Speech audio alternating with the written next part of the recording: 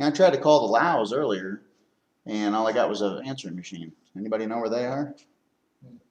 They're normally here, so. I talked to them a few days ago, they were fine. They were here at church Sunday.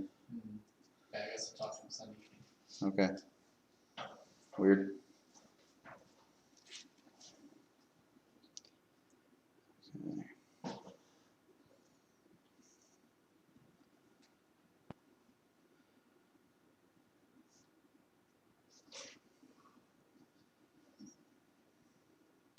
All right, we are live. We are good. I did not grab a prayer sheet. I tell you, I am just out of sync. You more lucky to remember what day it is. All righty. Well, welcome everybody. Tonight is Wednesday, May 27th, 2020. It is almost June. We've almost ran out half of 2020. Maybe the second half will be a little less chaotic than the first. Maybe. You don't think so, Linda? No? It is a presidential election year, so good luck with that, right? You know? Yeah. Maybe 2021 can be boring. All right, well, something else doesn't necessarily go on the prayer list, I wouldn't think, but it has been confirmed today that there is a third case in Macon County for COVID-19, and it was from a mass gathering on May 13th in southern Macon County at an Amish settlement. So, yeah, what I was told. Macon County Health Department's announcement hinted at that, but wouldn't be specific. Well, what I was told, now this is secondhand information, is that it was an Amish wedding, and it was a large, That makes sense. and it was a large gathering. It was an event on May 13th. People from out of state, people from out of the county came, so they don't really know what the overall impact of that will be. We'll just have to see. But this is what Governor Parsons was talking about last Friday on the Religious Leaders Conference call. He told all of us he wanted to see the results from Memorial Day weekend, but also he tells us the results are 2 weeks behind. So what is, you don't know data-wise until 2 weeks later. So he wanted that. And so we'll be able to see in that 2 weeks, not only the results of Memorial Day weekend, which he knew people would get together, and of course they did, we'll also know the results of this. So, good thing to keep in prayer for sure. If we can avoid, I mean, I know not everybody, thinks this is a big deal, and I don't think it's the end of the world, but if we can avoid an outbreak, that would be nice. Let's not go there if we don't have to. So, I'd rather pray for that. All right. Bill Hoke, he got into a little accident with one of his wheelchairs, and he took a tumble again and got bruised up. Thankfully, he didn't break any bones or hurt himself real bad, but he's bruised up pretty good. They'll whack him again. Yeah. He has this wheelchair that's like in the shape of a car. It's really fun looking. And he took a spill and hit a pothole and crashed out of it. So he was driving it like a car. It's a little bitty thing. I know. Yeah. It's like a power wheelchair in the shape of a car, but unfortunately he took a spill out of it, so he's okay, getting better, but nonetheless. Not that kind of car. Probably wouldn't want to in this kind of car. Okay. Bob Baker passed away, so we can put him down in condolences. If you hadn't yet heard, Ruth Maskins passed away. That's Bruce's sister-in-law. And the service will be noon at Crossroads this coming Saturday, and the visitation's at 10 a.m. before that. Harriet Greenwood passed away. Oh, really? Okay. I'm sorry, who was it? Harriet Greenwood.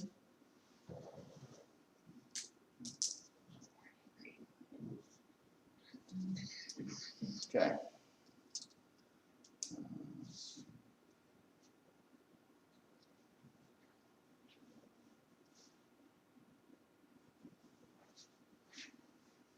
Saw Larry yesterday. I got to visit with him for a while at his home. And he was actually, in comparison to last time I was there, doing better. Really. Did he get this TV fixed? Yeah, I got over there on Monday afternoon or Tuesday. I don't know. We got it. Okay. I got have Janie Ann's CD drive going, so, Thank you. yeah, we all, that all worked out, so, good deal.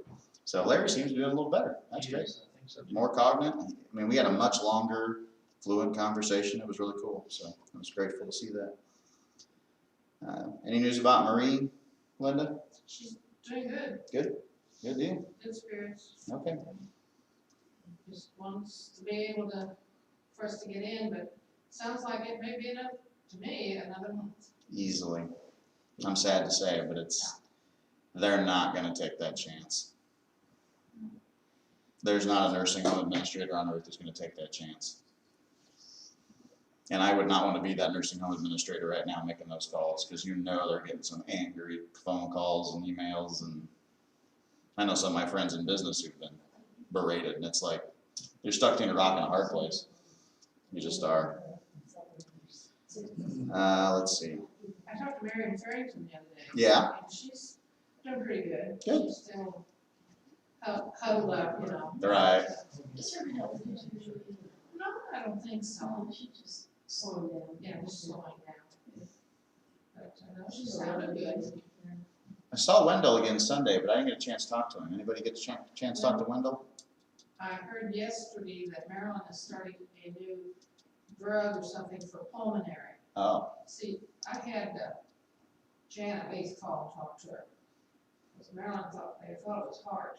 The more Janet talked to her, it sounded like pulmonary. Couldn't get her breath, and accident on it.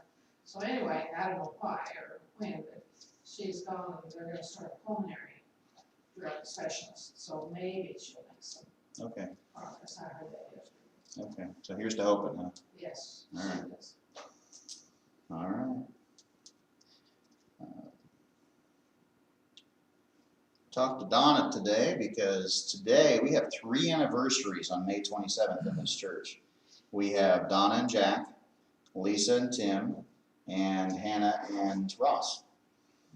And so I talked to Donna today, and they're doing all right. They're not getting out much other than going to work, but doing fine. So today's a big day for a lot of people. Let's see.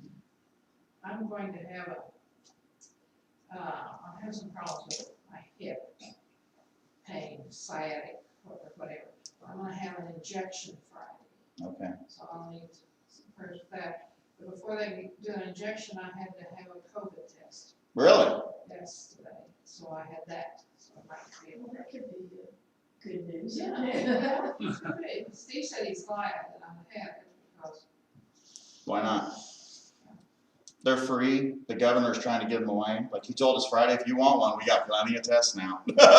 So go for it.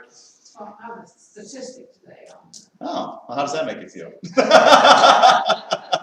So is it the nose swab, Linda? Oh, man. I heard it's miserable. Clear up to my I heard brain. that's what somebody said. That's Felt right. like I don't like this. Your son. So when will you know your results? They'll know tomorrow sometime. Oh, okay, cool. All right. Well, if you're positive, I want you to know we love you anyway. Okay. They sayonara for a while. Are you sure somebody said you make Figure out how to do communion by drone, you know, yeah. Hey, that's not bad. Chris has got a drone, so we'll work on it. Be the first holy drone. All right. Well, anybody else on the others with needs list? I can't think of his name, but it's Chad's brother's wife's father that had that heart surgery. And she had mentioned in church a couple of weeks ago. He's home, he's doing okay, but he still would need prayer. Okay, if you can get me a name, we want to make sure he's on They the wrote list. it down that one Sunday, but Okay, I can't remember.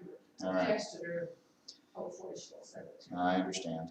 Isn't it funny how we can remember relations but not names? Like you can remember almost anything but a name, Yeah. you know? All right, cancer list. Terry Chris isn't as bad as what was first thought. I think, did I call and tell you that it's not multiple myeloma yet? Good. But it's at the point that it could be that if he did. His it was 194/92, his pulse, heart rate that day. And it was, his kidneys were in terrible shape, so they were gonna get that doctor. But he still isn't out of it yet. Okay, all right, well, I'm glad he's not as bad. We'll take that.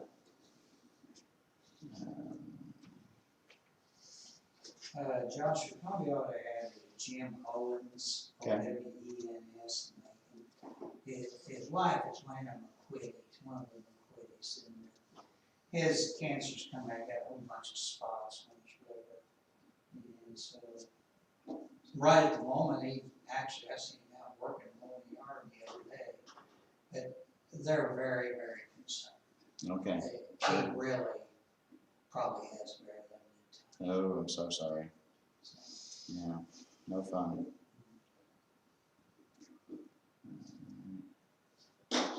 Anybody else on the cancer list?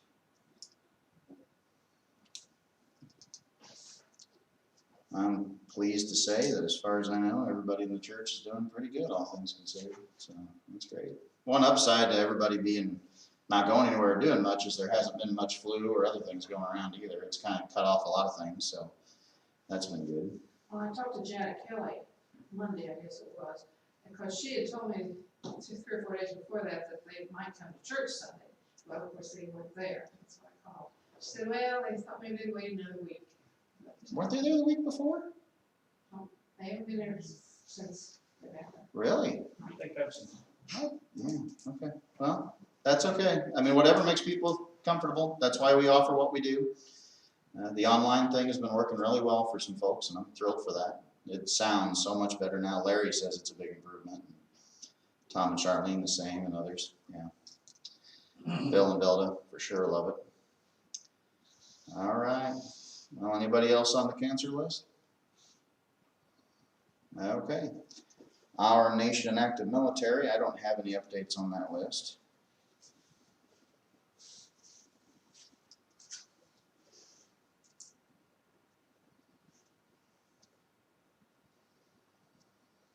All righty. Well, if there's nothing else, Jim Willis, would you offer a prayer for these lists? Heavenly Father, Lord, we thank you this time we come together, Lord, and lift a prayer concerning this list, Lord, that we read, that friends and family that most of them have medical need, Lord, that we ask you to touch them with your healing hand, in their will, Lord, and restore their health.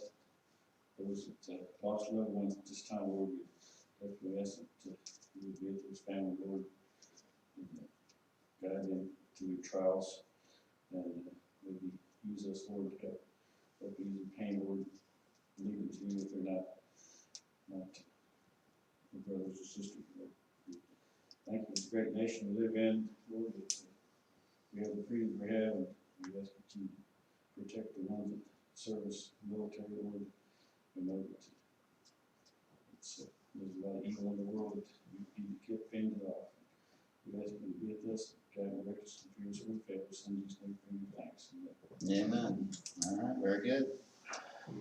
Well, just some announcements here. Not a whole lot to announce, but I know that June 7th, we have our graduation recognition. So if you have any graduates we need to recognize, please let us know. We're still recruiting for the bus ministry. I had one person this past week express interest in that to help out, so that's good. That's very helpful. Alex, can you think of anything else? Okay. Camps and all that will be. Everything's still pending. If anybody's curious, we're still pending. You know, we're still waiting on data from Memorial Day and from this third COVID case and everything else. So hopefully Vacation Bible school. that's all up in the air. It just is. I mean, the idea of trying to keep kids socially distanced, good luck. Like, if we can't, I don't know how in the world to do that. So, one day at a time, one step at a time. I think Kim's getting some emails about what they're looking at maybe the school year next year.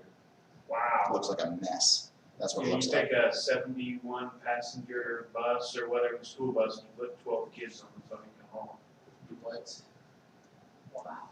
Yeah, and then I think only 12 kids per classroom when in high school, they change every hour, which is different than having kids eat at their own desks. So I saw another school district, that's just what they were saying, with about 12 on the bus. They were gonna alternate days. Trying to get everybody, it was just gonna be tremendous logistical challenge. Yeah, So, but here's the truth, nobody knows. No. Nobody knows. I'm not gonna get pessimistic, I'm not gonna be overly optimistic. 1 week at a time is all we can do. It'll be very interesting. I think the next 2 weeks are gonna tell us a lot. But in general, we have a lot to be grateful for. Our church family is healthy as far as we know, and our county, other than that one case, is pretty healthy, and our economy hasn't taken as bad a hit as others. And gotta look on the bright side of things. All right. In fact, with Lane and Harley, we've already looked into potential online options so they can just keep at their jobs full time and finish school because they're so close. We might just go that route because if that's what they're going to do, it's just it just won't work for us. It's just too maddening. It's too crazy. I think they said no PE, no choir, or no band. Because they have sets so close, or I don't know. A lot of sports won't be able to happen. And choir, singing, Yeah. and out the mouth, you know. So I don't know. We'll see. Everything seems to change every week. So, in fact, the CDC last week, they said the virus doesn't transfer easy during surfaces, on surfaces. And then yesterday they were like, well, more than maybe you think. It's like, nah. All right. Well, I think at this point, I'll turn it over to you, Alex. All right. Bring us the word. For anybody listening, it's audio only because if we have Alex on the screen, it flags us for copyright. We do not know why. We assume that some famous person thinks Alex is trying to steal their thunder. So. All right. And I'm preaching this Sunday, so if it goes out, that's what happened. We're going to try to keep it zoomed out for that reason. Blame it on the sound guys. So we are going to continue our lesson from last week on earnestly contending for the faith. And just a quick little recap, we discussed how the word or the religious group of Christianity is kind of not the same as it used to be. We're not unified, and it can be really divided. Or I think it's divided now, and all the denominations that we have even shows that it's very divided. A lot of different groups, a lot of different beliefs can fall under Christian, and maybe not even believe the same stuff. And the goal of this lesson that we're having on contending for the faith is to know where in the Bible it talks about contending in the faith. Now, we talked a little bit last week on how to contend for the faith, and to be honest, I'm not the best to discuss that or answer those questions. And if you have a question like that, I would like to ask that we can either discuss it later in the lesson if we have some time, or maybe allow me the grace to be able to plan for it a little bit more and study it and maybe do it another lesson. So not trying to discourage discussion. I enjoy a discussion, but I'm just not the best one to teach on that. I can be a little too blunt. I'm still working on that. So trying to love people more.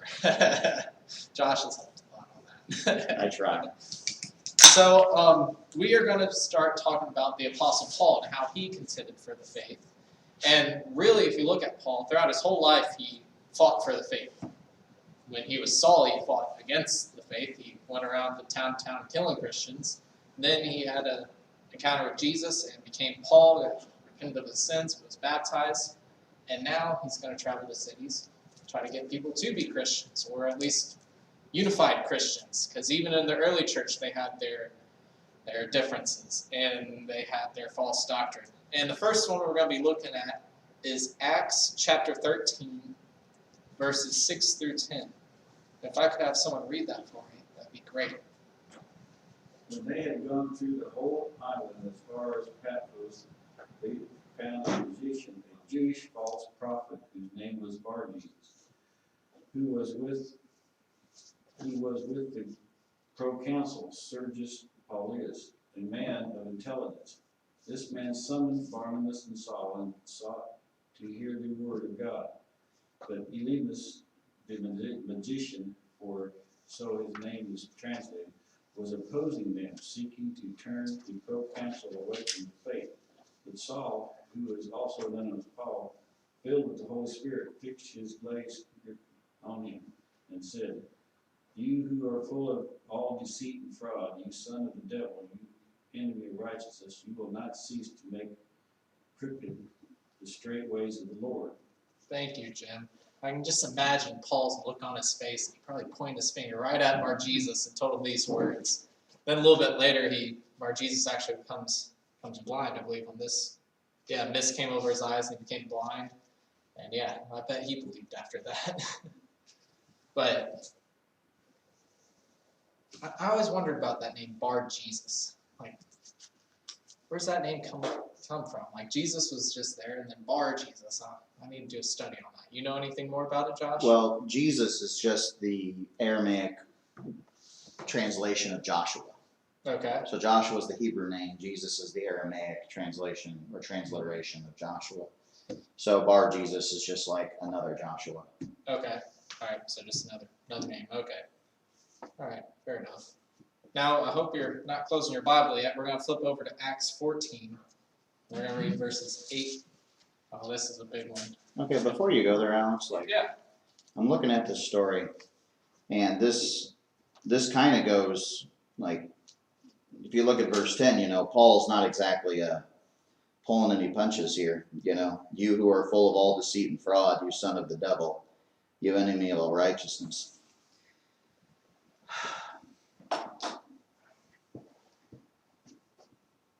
When I'm in the jail, for example, I have to talk to different inmates differently. Mm-hmm. Some of them need a softer hand. Others of them won't respond to you unless you're just as much of a jerk as they are. Mm-hmm. You know what I mean? And it's almost like Paul knew what the only kind of thing this guy was going to respond to was strength. In a way, he was a bully. He was trying to shut down Paul from exercising his free ability to speak and to spread the gospel and to let people decide for themselves. And so he responds with strength.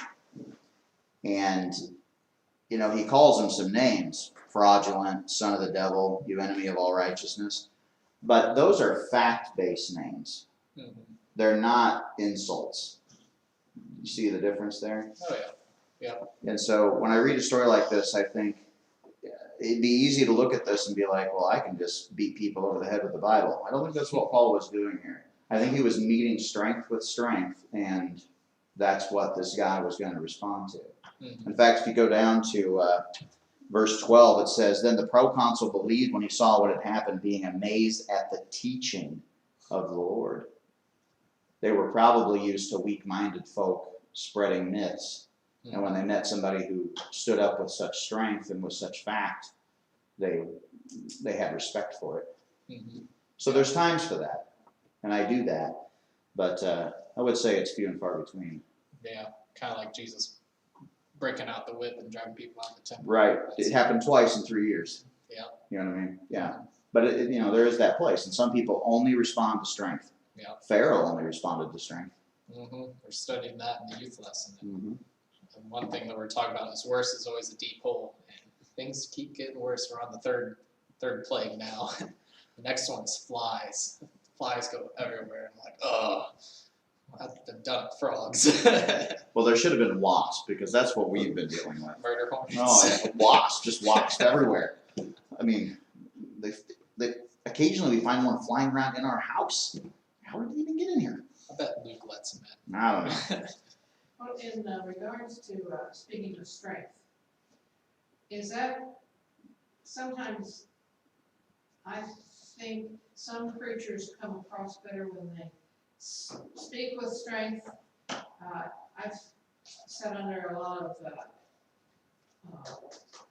revival preachers, and they really preach out, and then you sit under some that are more quiet, and does a person get more out of the that's listening? Do they get more out of it? I think it depends on the person. It does. Mm-hmm.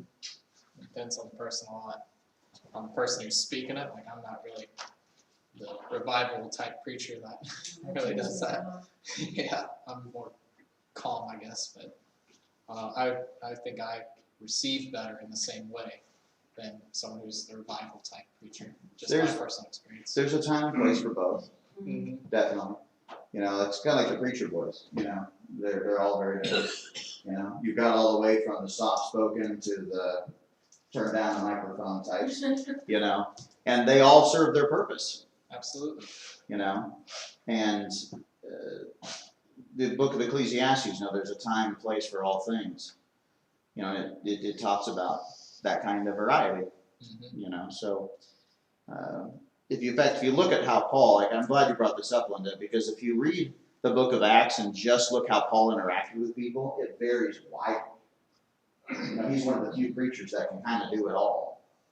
You know, and I think we all try to reach all we can, but we definitely have our strengths and weaknesses. Absolutely, You know, for sure. I almost feel like sometimes I'm better one-on-one than I am in a crowd.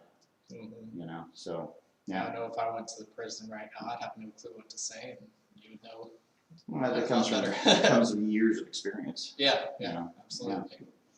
Absolutely. Good, yeah, thanks, thanks Yep. for bringing that That's up. good I think thoughts. something that you touched on too, Alex, I just, in reading this passage, sit here and wonder, you know, obviously they knew what Saul did.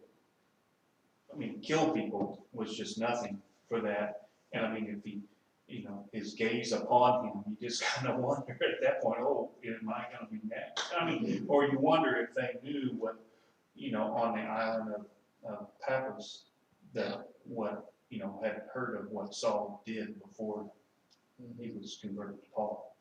Or think of Paul being in the same shoes as Bar Jebus in times past, where he's saying, yeah, this guy's foolishness, put him to death. Yeah.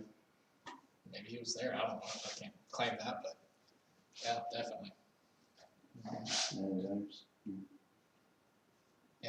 So let's flip over to chapter 14, and if I have a brave soul that'd like to read verses 8 through 15, if not, I can do it. It's a long one. In Lystra, there sat a man crippled in his feet who was lame from birth and had never walked. He listened to Paul as he was speaking. Paul looked directly at him, saw that he had faith to be healed, and called out, "Stand up on your feet." At that, the man jumped up and began to walk. When the crowd saw what Paul had done, they shouted in the Lycaonian language, "The gods have come down to us in human form." Barnabas they called Zeus, and Paul they called Hermes because he was the chief speaker. The priest of Zeus, whose temple was just outside the city, brought bulls and reeds to the city gates because he and the crowd wanted to offer sacrifices to them. And when the apostles Barnabas and Paul heard of this, they tore their clothes and rushed out into the crowd, shouting, "Men, why are you doing this? We too are only men, human like you. We are bringing you good news, telling you to turn from these worthless things to the living God who made heaven and earth and sea and everything in them." Thank you, Mickey. Now, if you know the rest of the story, it gets even worse from there, or crazier from there. Not only do they think they're gods, Zeus and Hermes, but I'm going to go ahead and read verses 19 through 22. And it says, "But Jews came back from Antioch and Iconium, and having won over the crowds, they stoned Paul and dragged him out of the city, supposing him to be dead. But while the disciples stood around him, he got up and entered the city. The next day he went away with Barnabas and Debre, after they had preached the gospel to that city and had made many disciples. They returned to Lystra and to Iconium and to Antioch." Getting stoned where you think you're dead. Then you get up the next day and go preach. Well, notice how the crowds went from proclaiming them to be gods to basically trying to execute them. Exactly. Turn fast. Now, imagine trying to contend for the faith there. Well, you know, Jesus faced the same thing, you know, the triumphal entry, and then 6 days later they crucify him. You know, it's like, Yeah. this is the mob. And you see that in culture right now. Just, Yeah. Yeah. But they're in the first part that we read, they're associating them with Greek gods. And, I mean, that'd just be mind-boggling to me, someone doing that, like preaching one thing and they totally miss it. They just Well, and revert to their old ways. notice, how did they come to that false information? Paul did a miracle before he preached. Oh, I see what you're saying. I've got a book upstairs, and I don't take credit for the content in the book. I actually just expounded on what a friend showed me. And that is, if you go through the book of Acts, so many times there's a miracle before preaching. And if there's a miracle before preaching, people come to the wrong conclusion. But if they're told, faith comes by hearing, right? Then they get the right idea. Remember how Paul gets bit by the snake at the end of the book of Acts? And they thought he was a god? Well, it's the only story where he didn't correct them. That's, we don't really know why.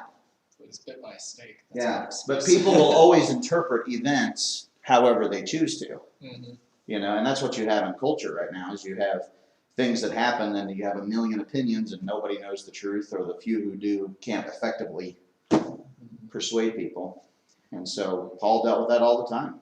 Yeah, I know when I think of Paul, I think he's like the MVP quarterback of like the New Testament. If you know football, like Paul's the guy you want on your team. Well, It's Patrick Mahomes. yeah, I'm glad you didn't say Tom Brady. Glad we can have a good laugh. I'm a Cowboys fan. You can give me a hard time about it later.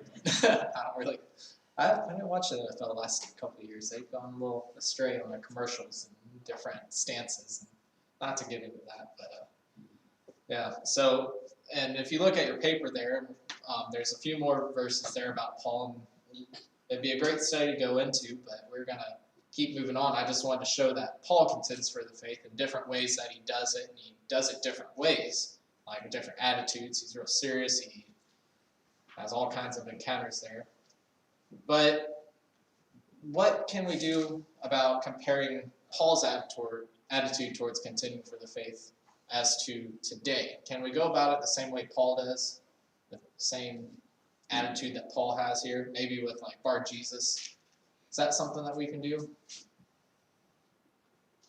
We have talked about it a little bit. Josh said, Well, I think so. strength with strength. Go ahead, Rick. Sorry. No, I was just gonna say, Josh kind of alluded to that earlier, you just have to kind of know, sometimes, you don't always know sitting there preaching every Sunday what your people you're preaching to, but in certain circumstances, obviously the jail ministry is one where, you know, you gotta be a little tougher going in there. And, Yeah. you know, have a little thicker skin probably, I'm sure Josh, you probably have insults and different things like that hurled at you, you know. And Sometimes my wife and I get home at the end of the day and we trade who got the worst insult. You know. so, but, you know, knowing how to come across to them a little bit versus, yeah, you know, maybe somebody who is in a bad situation is coming needing some guidance or looking for, you know. Yeah. Well, if you look at how Paul spoke to these people, like just the chapter before, right? He's pretty hardcore and calling them names, might be fact-based names, but still calling them names. Yeah. And then you get here to chapter 14, verse 15, just a chapter later, and it's more pleading. Men, why are you doing these things? We are also men of the same nature as you, and preach the gospel that you may should return from these things. So it's a whole different attitude. Yeah.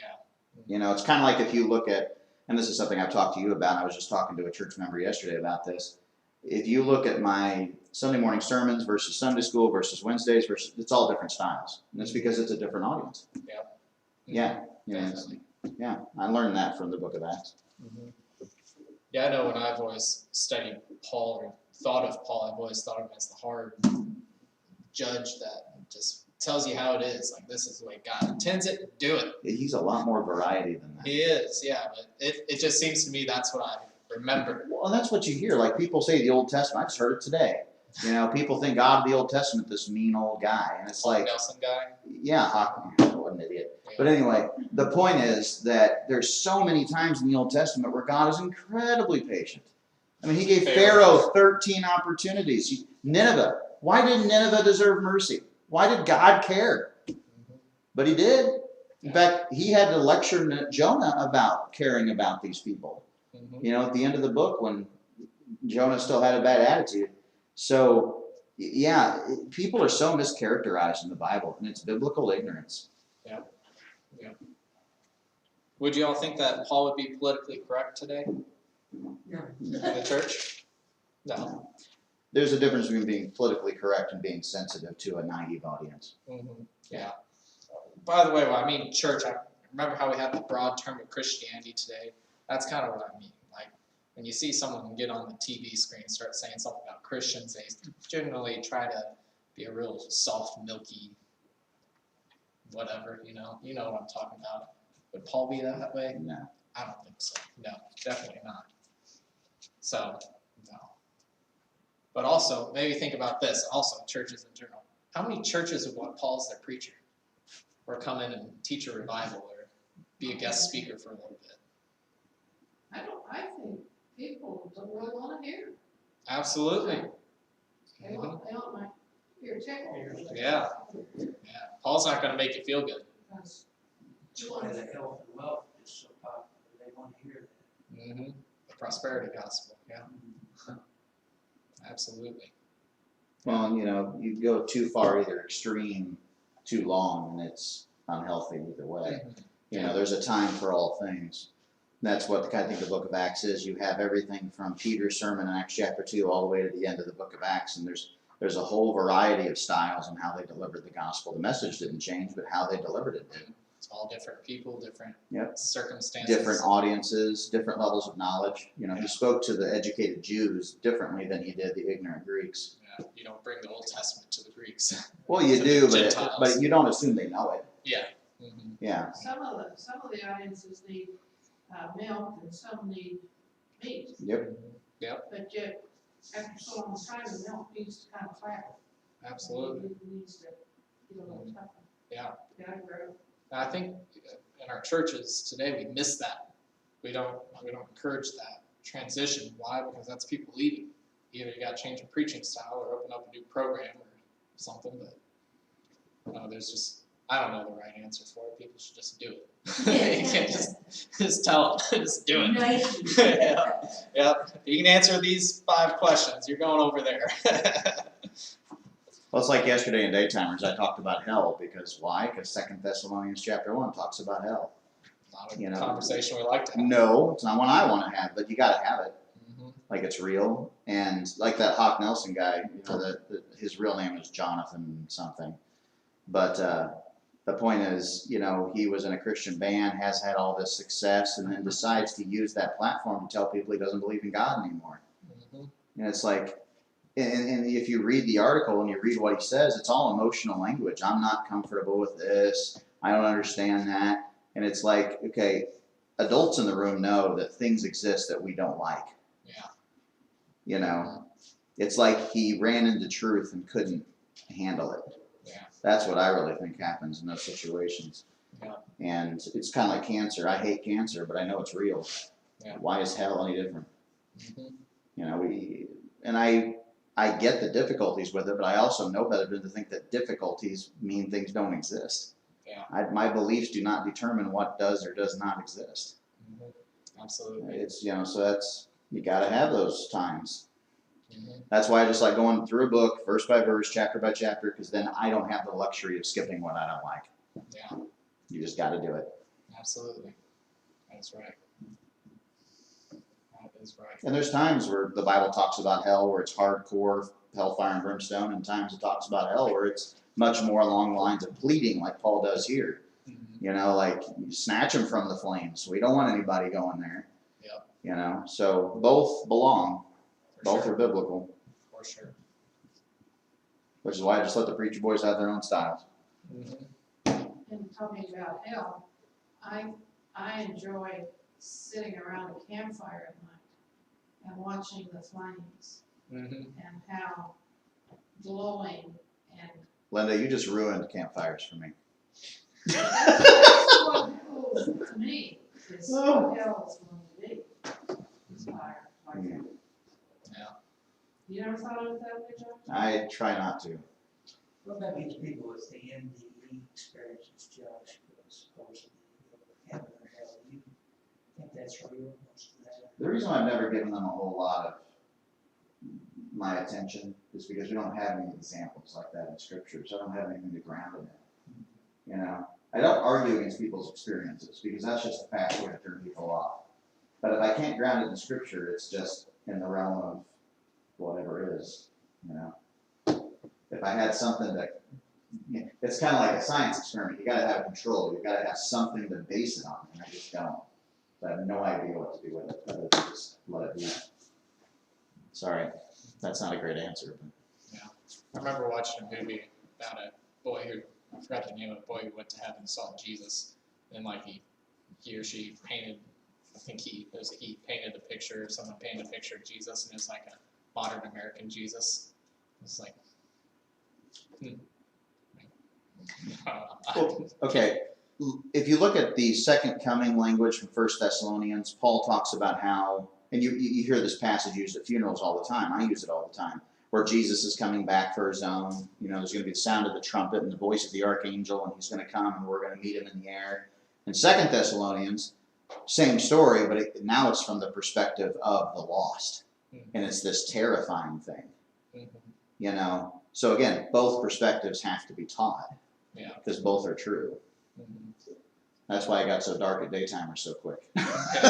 You know, that's how it goes. Absolutely. Paul did, in fact, like, you know, normally the first chapter of a Bible book with Paul, it's like some lengthy introduction. But in 2 Thessalonians, he just jumps right into eternal destruction. Right into it. Yeah. Woo! Yeah. Hot and heavy quick. So I guess what I was saying is we just don't know. So don't know about that stuff. So to continue on our lesson, let's see here. I had this written down just to make it clear to everybody listening that we too can contend for the faith like Paul, except we can't make up scripture. We can't make up things that sound good to us and tell people that they gotta listen to it. We have God's full word that we can draw from. All we have to do is read it and know it and be able to quote it, and we're pretty good there. So if we're going to continue on, and we're going to look at different stories in the Bible for contending the faith. Just jumping out of Paul specifically, but there's a lot of different instructions, a lot of different people who are told to contend for the faith.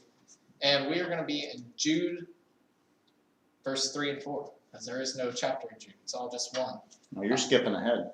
Did I? On my pages? Oh, we're just not doing the other scriptures you had up there. Okay, that's fine.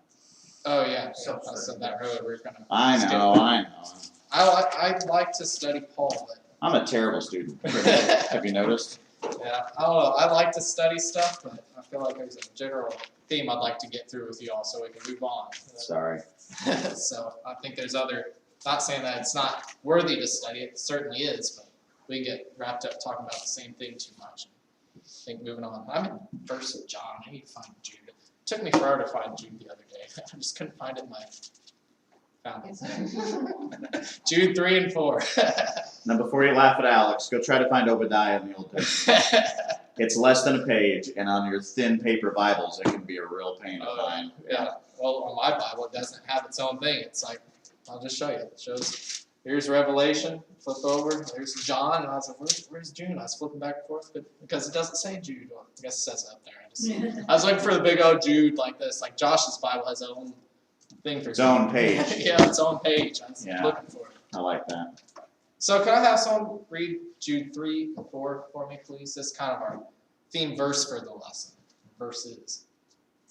Dear friends, although I was very eager to write to you about the salvation we share, I felt compelled to write and urge you to contend for the faith that was once for all entrusted to God's holy people. For certain individuals whose condemnation was written about long ago have secretly slipped in among you. They are ungodly people who pervert the grace of our God into a license for immorality and deny Jesus Christ, our only sovereign and Lord. Thank you. What kind of version of the Bible are you reading from? NAV. NAV? Okay. All right. Cool. Yeah, it sounds a little different than mine, but I I still just like want to it. share my pain with everybody who reads from that. Yeah. No, it's all good. It's all good. No, on verse 3 it says that you contend earnestly for the faith, and that's where I got the title for this and kind of the thought for this lesson, and also one of my college studies. To be honest, that's one of them. So. Sorry. No, you're fine. You are fine. Absolutely. But I want to talk about that Greek word for earnestly contend, and that has been translated to contend strenuously in defense of. So you're not supposed to hesitate for it. You're not supposed to sit there and second guess. Go do it. So I like that action. I like it when the Bible talks about going and doing stuff. I'm all about doing stuff. I don't know why. I just like that. I don't like to sit around and wait. It seems like a lot of times in faith or in life you sit around and wait for something to happen. I like when I can actually get up and do it. Feel like I'm doing something. Now let's flip over to 1 Timothy chapter 1, verse 3. We're going to talk about Paul instructing Timothy here. If I have a volunteer that'd like to read that, great. What did you say? 1 Timothy chapter 1, verse 3. As I besought thee to abide still in Ephesus, when I went into Macedonia, that thou mightest charge some that they teach no other doctrine. Great. What version do you have?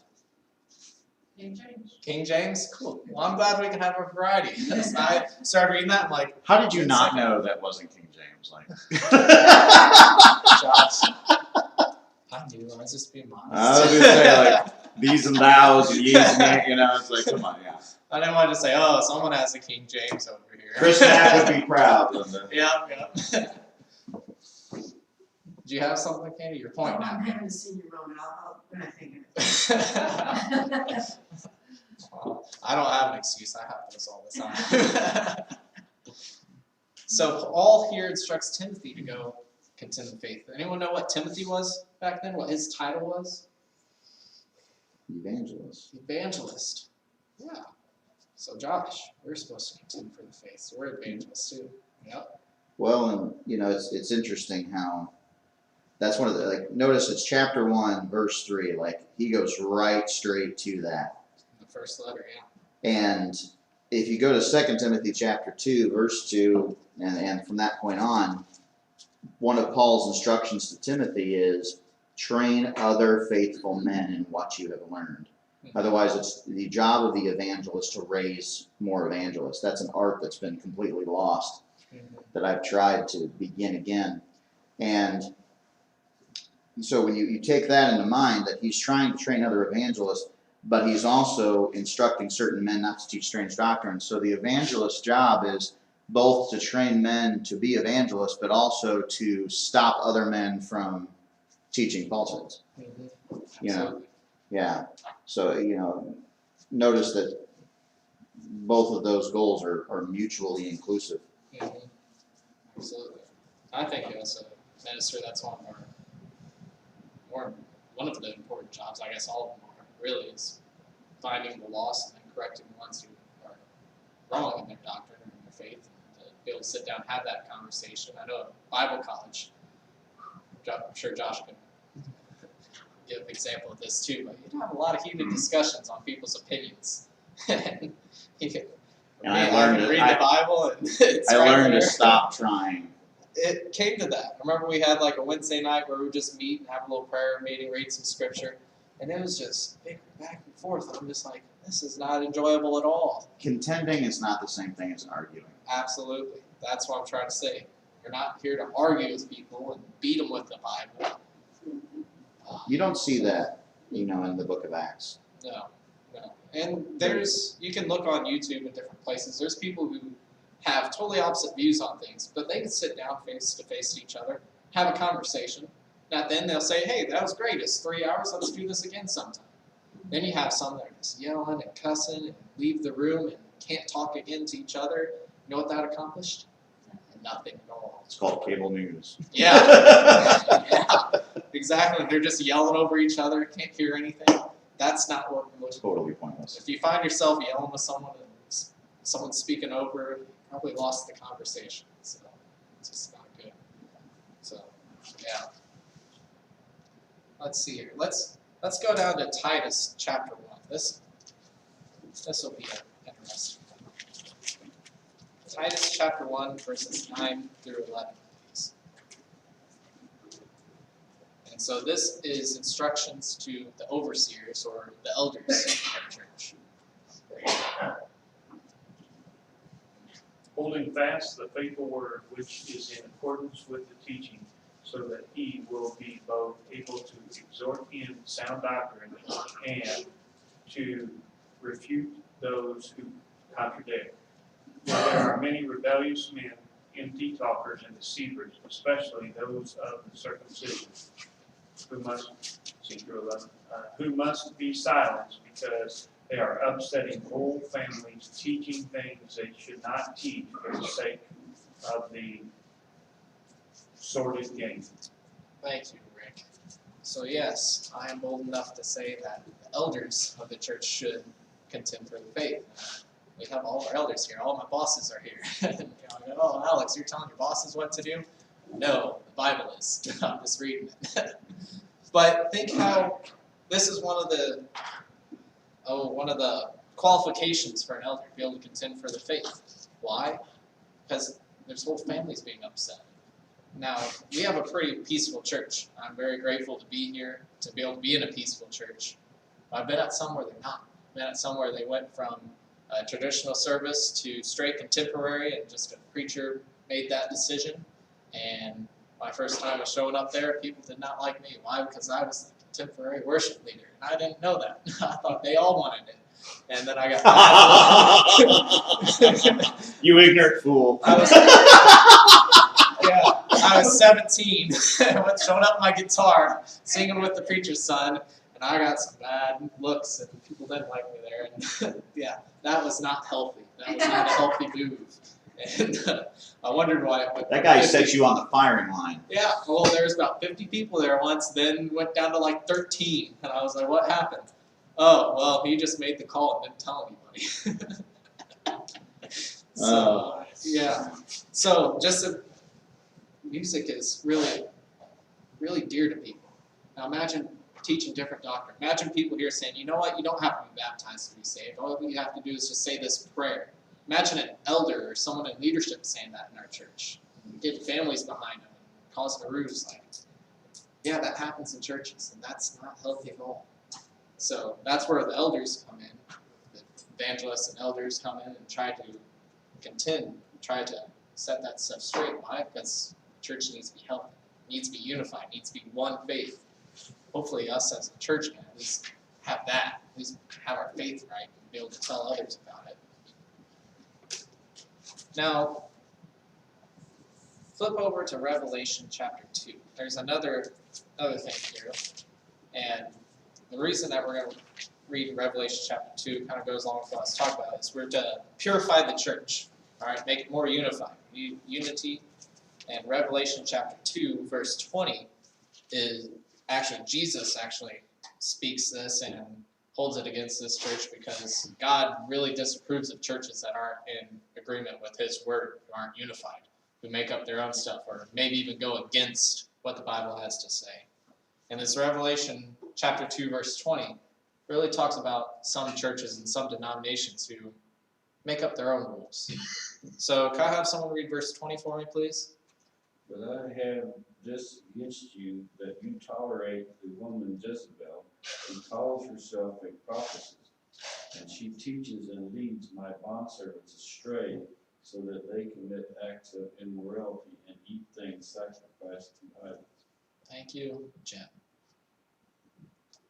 Even Jesus holds it against the church of Thyatira, who permitted a woman whose name is Jezebel, we have all heard of the name Jezebel, to teach. Now, you might not like the reason why Paul or God says women shouldn't be preachers, but it's there, and it's a fact that we have to take. And even Jesus here is holding it against them. And how far astray can churches get if they start saying, you know what, that's just old tradition. That's just not of today's culture. Today we're more accepting of women teaching and preaching, and the Bible should just form to our culture. It should be different. Now you could take that mindset, that thinking, and change the gospel, change the Bible into anything you want. Same thing that goes with gays. You can accept gay marriage. Well, that was just of the culture. You can't do that.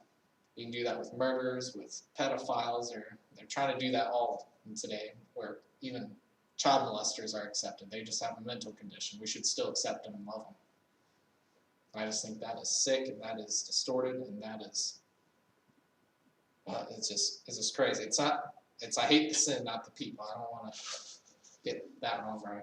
I hate people or a certain person. It's just, that attitude I don't like.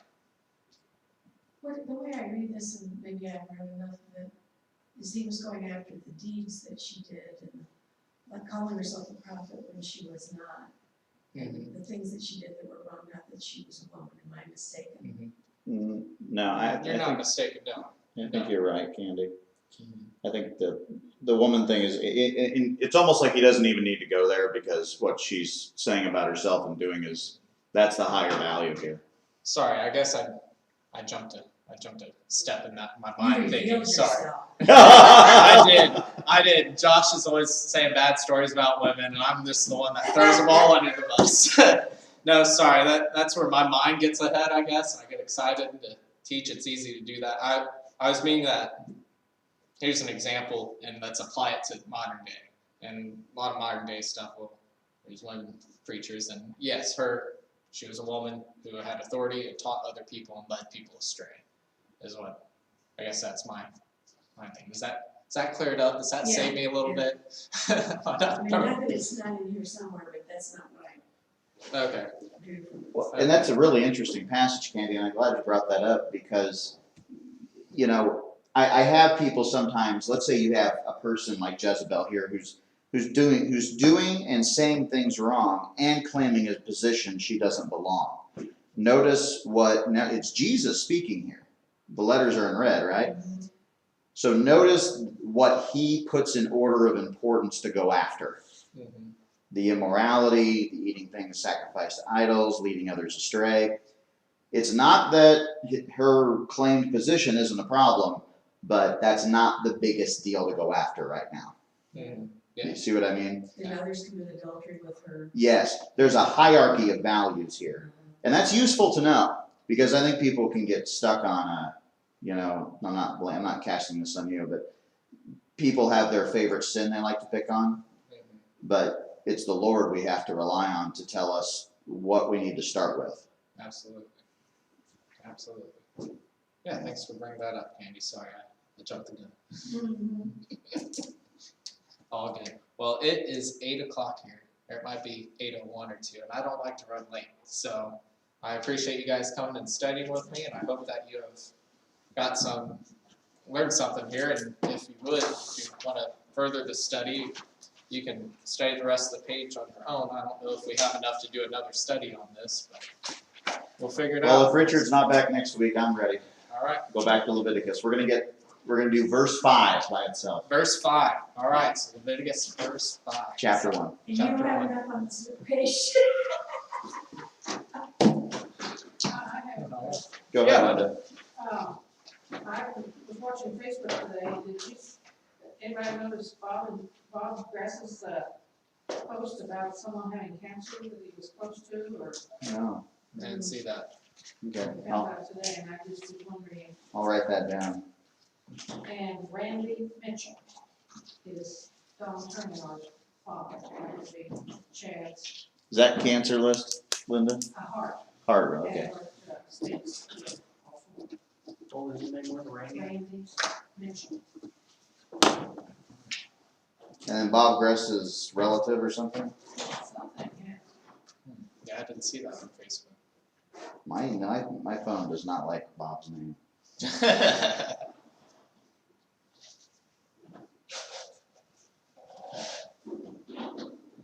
All right. All right. Well, Rick, could I ask you to close us in prayer? Sure. Thank you. Gracious Heavenly Father, Lord, we're just grateful for this opportunity to come this evening and study. We just thank you for all the blessings that we have, and most of all for your word that you have given to us to learn from and to apply to our lives. And we just pray that we will take it from this building, share with our friends and family, Lord. May we always look to you for guidance and healing. It's in Jesus' name I pray. Amen. Amen. All right. All right. See y'all next time.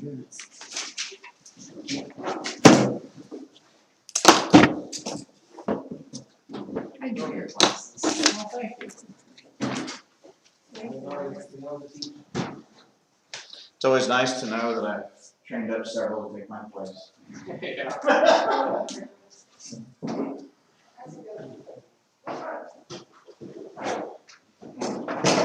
That's fine. sharing something for adults compared to youth, because youth, you have no clue what it is, so you can't. Get that hay wrapped up. Don't know.